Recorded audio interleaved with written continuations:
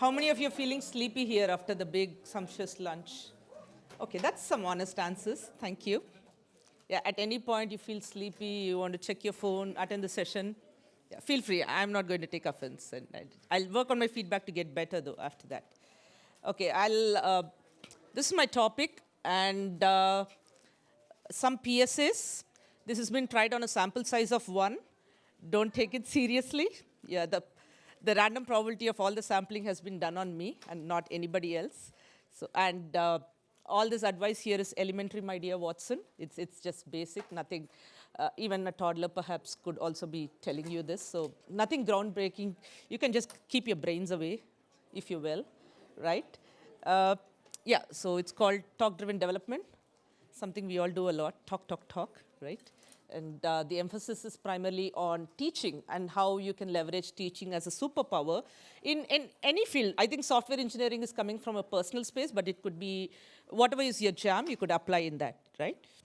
So just some wellness check, health check, some PSAs and housekeeping before we go into the actual content. So I do have my timer, so I constantly just look at my watch just to keep track of the time. Okay? Okay, I don't know, I can't make Joey sound like from Friends, but how are you doing? Happy, sad? Yeah? I'm guessing everyone's happy because California weather is amazing. If you all come from the East Coast, yeah, you're up for great summers here, nice. Yeah, so if you're still feeling, go step out for nice coffee, snacks, yeah?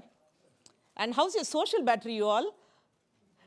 I know it's almost the penultimate day. We are all heading out. Some are checking out. I don't know how many of you are in the last one. Perhaps people like me, or maybe the last but one. Again, understandable. A lot of information overload to all of you. Yeah, bear with me. Maybe I can give you some goodies, but maybe not. Google Cloud credits, if you will. But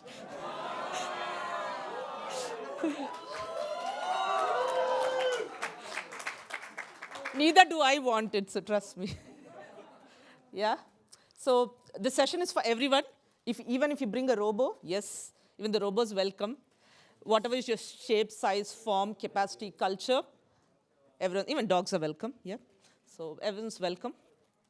Yeah, before I head on to it, how many of you know what glossophobia here means? The people who know, don't raise your hands, but anyone? Any guesses? Yeah, I may or may not have it. In the course of this presentation, you may or may not know what I'm going through. But if I'm rambling too much, you know, the anxiety in me is getting into the glossophobia mode, yeah? So yeah, as you guessed it right, it's the fear of public speaking, which I may or may not have. Yeah, you can't tell. It's my medication speaking, anyhow. So yeah. So this is the agenda. That's a long one. I'm just going to define what talk-driven development means, what's prodigy effect, what's cascading mentorship, the rubber duck, the famous rubber duck that all the programmers are aware of, the Sodoto model. My favorite, Lux service area. We would also talk about building in public. How about sharing at a sustainable pace, digital, yada, yada. Okay, we'll come to that. Okay, so just to get some insights into what it means. I know people can actually look at the slides. I don't know why it brain dumped all of that, but it's actually saying that you commit to something, a topic. Oh, sorry, I thought you raised your yeah, so you are committing to speak on a particular topic, and then you actually start learning better because you're becoming more accountable by virtue of putting yourself out there. You know, let's say I'm here amongst like maybe 60 people here, and then I can't fake it. I can't just throw facts because I know some of you here are experts, some of you are better than me, some of you actually can validate, so I become more accountable.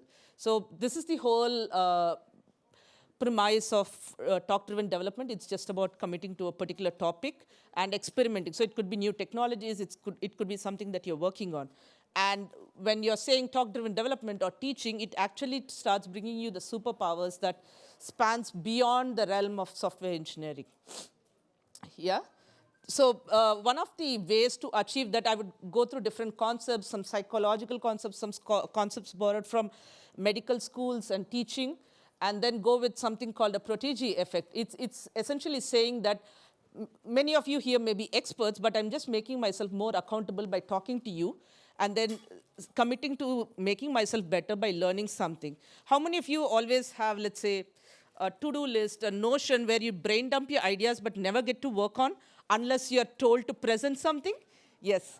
It always happens in schools and universities, right? Till someone says you need to present tomorrow, I don't even think you would take it up. Otherwise, you would just like do an assignment, half-baked job, sometimes just copy, paste, or just refine. But the moment you have to present, you start fine-tuning it, you start becoming crisp.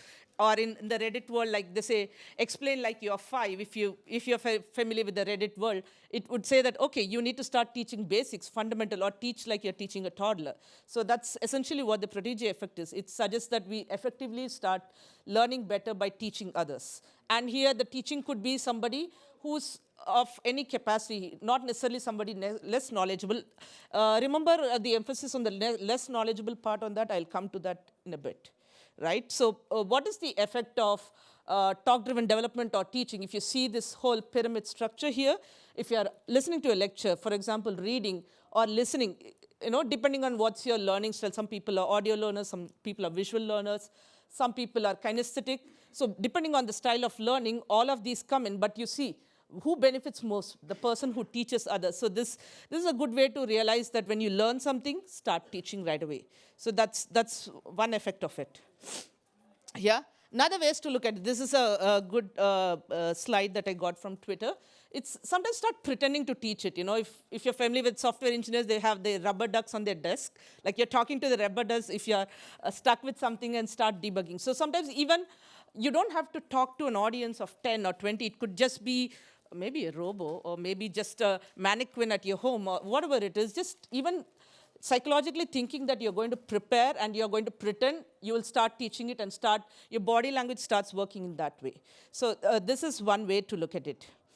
Another way, I love this quote. It's by Robert Heinlein. It says, when one teaches, two learns. How true is that? Anyone resonates with this here? Yeah, a lot of people, yes. Okay, and this is something that's so profound and impactful. This is where I realized that it's not just for the person who is receiving it. Imagine if I had not committed to this, if Janet and Karina didn't select this, I would have never prepared this.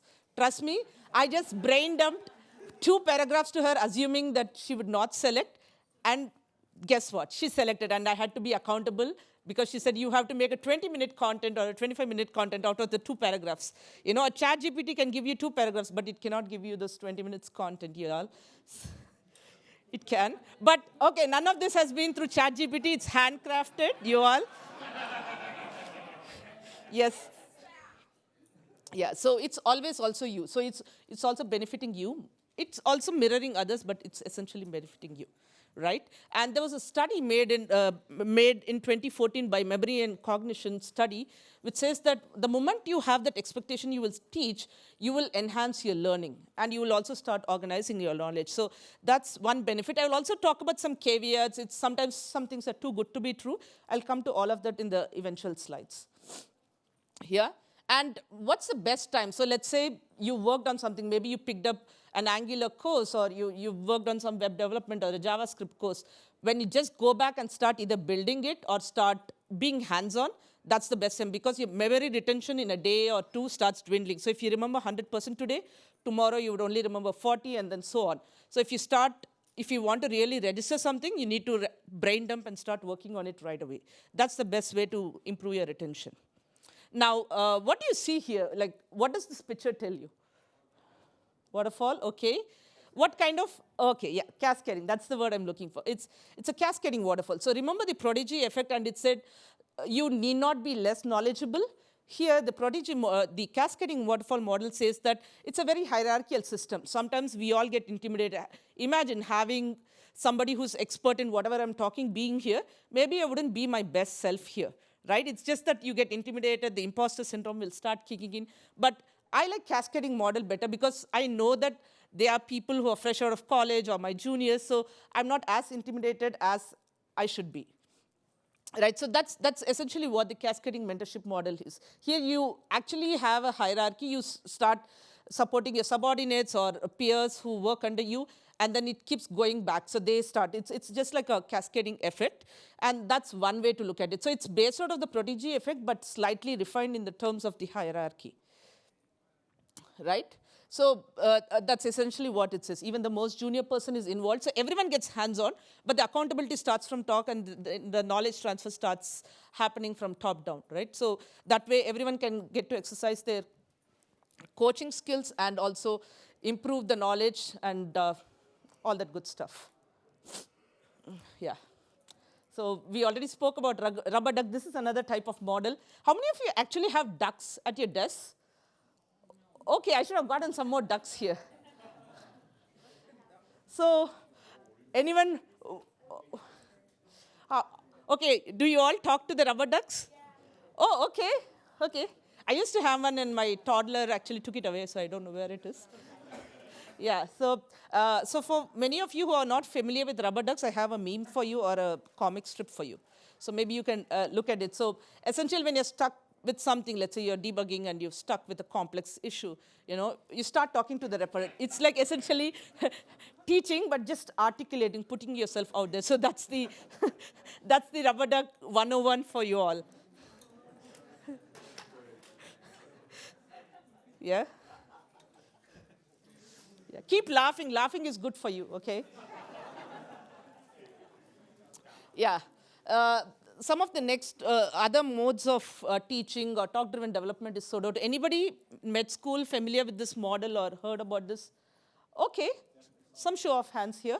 Yeah, so Sodoto essentially means see one, do one, teach one. This is very, very common in the medical school, law enforcement, investigation department, because you enhance your knowledge just also being hands-on. You actually see, let's say, a demo or something happening in your lab, you actually start doing, and you also start teaching.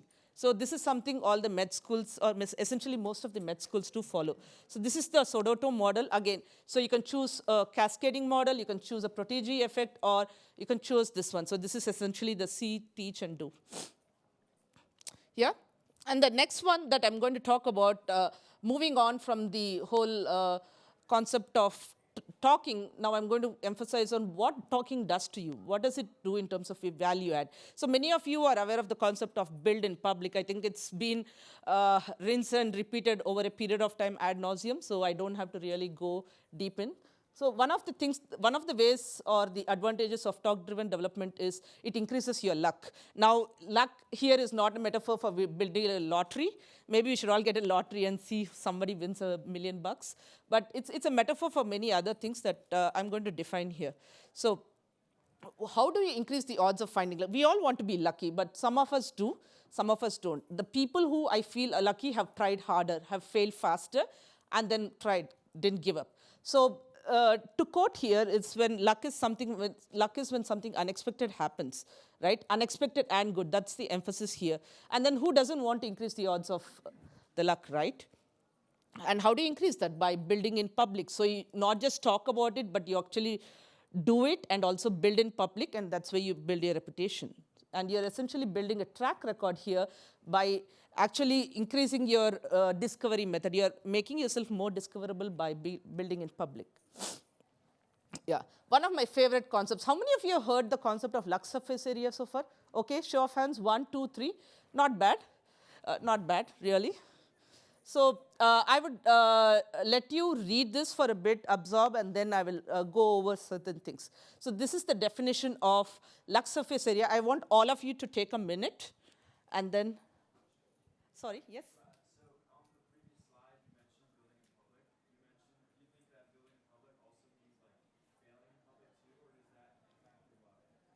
I have a slide on building in public. It's also about your open source contribution. It's also about having an open GitHub account. So it's just about committing to doing in public than keeping everything private. So someone can, let's say, pull a merge request on your issue and start contributing more. That's what I mean by building in public. Well, how about people who code on Twitch? Whatever is your jam, Okay, so I'll just, yeah, I want all of you to read this for a minute and just let it sink in. Or I can read it out if that helps register. The amount of serendipity that will occur in your life, your luck surface area, is proportional to the degree to which you do something you're passionate about, combined with the total number of people to whom it's effectively communicated. Okay, that's a lot of words without a full stop, but I hope all of you got to read that. Yeah? So the emphasis here is doing and teaching, doing and talking about it. So it's both. You have some people who write so much on LinkedIn or any other social media, and then when you meet in person, it just all fizzles, or they're just the talkers, not the doers. Yes? And they give you that FOMO. They write so much spiel about so many things, how to leave toxic culture, but they wouldn't leave their own toxic culture. They just talk the talk, but not walk the walk. So that is not okay. That's not what I'm promoting here. You also have to live up to what you're saying, right? And there are also people, like, case in point, 3-4 years ago, I was doing a lot in my Git and whatever capacity, but I wasn't talking. So I didn't have a brand. People weren't discovering me. And it's just through some chain of events that I got into some delivery of content, some presentation somebody asked me to do, and then it gave a ripple effect. So you should also live up to what you say and what you do. So also walk the walk, not just talk the talk, right? So fun fact, if you didn't know the word serendipity, here it actually comes from a Persian fairy tale. And I don't remember the book, but it's about three princes who always start discovering something or finding luck through some or the other form. So it's actually an island called Serendip in Sri Lanka, I believe, and that's how the whole origin of the word serendipity came into existence. Yeah. So essentially what Lux surface area is telling you is start doing and also amplify with telling. So emphasis is on start doing. You have to do it first. You are not just copying, passing information from others and then taking credit, right? So none of all this, this was not originally supposed to be a presentation. It was more like an article. And then I had inspiration from a README documentation. If any of you follow GitHub README model, a lot of this has been inspiration. I've actually given references to all of them while I've quoted here. So start doing and amplify with telling. That's exactly what I mean. So the goal is not to be famous. You can be famous for a lot of bad reasons too. That's not the point here. Yeah. The goal is to be famous by doing good and then to have the luck find us. Correct? So to begin the emphasis on the definition of Lux surface area, it's about doing and telling. So when you're passionately doing something and also effectively telling. It's not like you talk paragraphs and paragraphs and not making a point. People who have ADHD who know, you just ramble and they lose the train of thought. I'm like, what did I start with? And where did I come to? People who have ADHD will know that. So yeah, so always be passionate about what you are doing and be effective in what you're telling. So it's again, multiplication. So you talk, you do, the more people you hear, the larger the surface area becomes. And the larger the surface area becomes, the more is your catchment. And what do I mean by catchment? Look at this image here. So essentially, when you're implementing Lux surface area here, your catchment has increased. You are able to find more fish than compared to the first one here, right? Or another way to look at it is this one. You are able to blast your network. Without Lux surface area, you just had a small network. And with Lux surface area, you had that. For me, after implementing Lux surface area, Google I/O happened. I became a WTM ambassador and so on. You just start getting discovered more and more. And someone, a mentor came to you and said, why don't you start a GDG chapter? And all that happened because I put myself out there. So you also start doing, you also start telling. So think of it as a catchment area and also think of it as building a larger network. So it's essentially, Lux surface area is for the person who actually feels stronger, deeper, and gains wider network. Again, wider network, the emphasis is not just about doing small talk, it's about building that influential network. You show up to events that you are very passionate about than just showing up to every random place, right? So I want you to all introspect a bit and ask yourself, which one are you? Are you the first kind who are doing but just don't talk about it?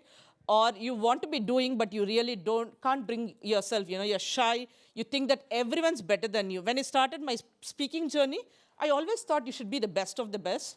But then I realized that no, everyone can speak. Like in Ratatouille, Remy says, anybody can cook. It's like that, right? Anybody can speak. You just have to have the right content, validate, articulate well, and just ensure that you credit the right sources. So always go back and ponder, which one are you? Start training yourself to think, do I want to start building in public? Do I want to start doing by telling?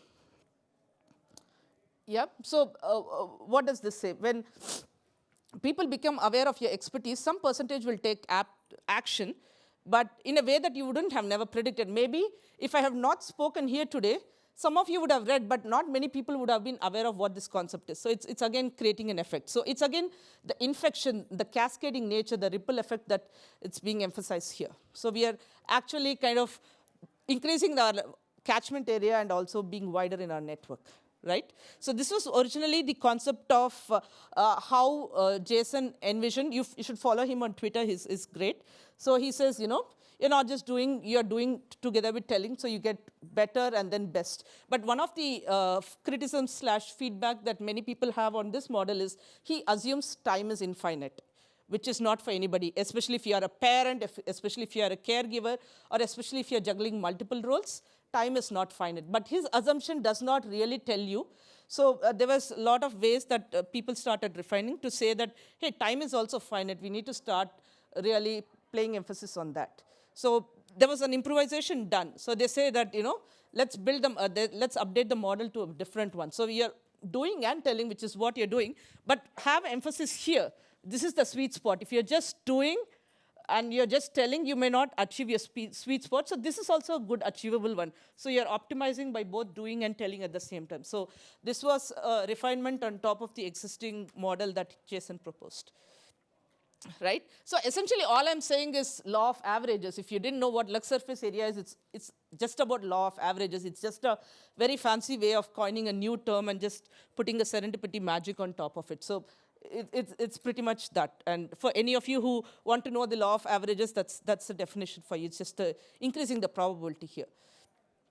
Right? And this is also another quotation that I really resonate with, which was actually mentioned by Tina Selling. She's a Stanford professor and creator of framestorming. I actually didn't look up at what framestorming is. I'm guessing it's a book, but I really don't know that. But I really like this quote, and it says that it's rarely a lightning strike. It's rarely like winning a lottery, which happens once in a million, right? It's not an isolated incident. It's not too dramatic. It's not like, you scream out of your lungs, right? It's more gentle. It's like gentle and serene and just happening at a good, sustainable pace, right? So sometimes it's calm, sometimes it blows in, like, if you have cyclone or storms, but it just comes in the direction that you didn't imagine. So always remember that it's not going to happen. When you see successful people, you say, wow, how great things have happened, but they have also failed in the past. All those gentle learnings and failures that they have done in the past is what caused them to increase their luck.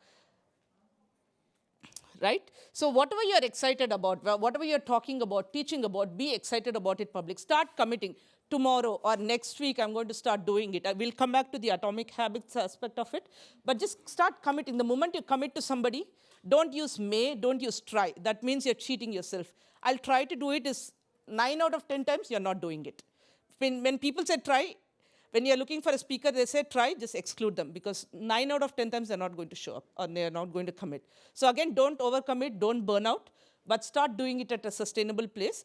And whatever you're excited about, be excited publicly. Some people say, it can be applied to weight loss also. I'm going to say, I'm going to lose 10 kgs, and then people will question, and I become more accountable. Again, there are also drawbacks to that model, but then at least in the engineering, in the software side of it, you just start committing to it, right? Whatever is your jam. I see some people podcasting, some people contributing to open source documentation, right? These will also cause you to create the serendipity moment. Yeah. So again, this is also something that I know I'm bombarding so many quotes on you. It feels like a brain dump of a copy paste of so many authors. Okay, I'm at 24 minutes, so I got to rush a bit. So this is where it says that come from a place of care. It's not like you want to bring a brand at the cost of so many things, relationship, children, and really stepping on someone's success and then copy pasting, passing off. No, you have to come from where you're building. It's a sense of care and generosity, right? And also, don't burn yourself out. Always share at a sustainable pace. That's why I'm a big fan of atomic habits. You just create small, consistent progresses than like big goals. So start doing small sprints, break it into, then go into the marathon, right? So teaching also reveals gaps in our knowledge. When we are actually aware of the gaps, we become more humble and we ask more questions. So we are coming to the, I want to be very mindful of the other speakers.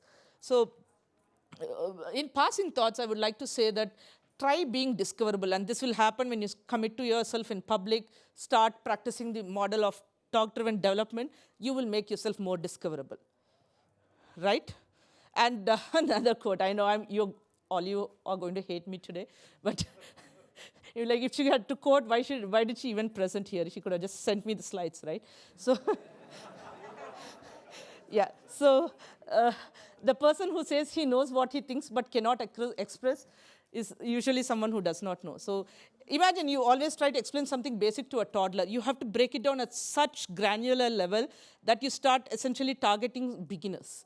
So that's exactly what it is talking about. So if you can't teach what you thought, I don't think you realize that you really read well. Right? So one of the ways to do it is, I told you about building in public.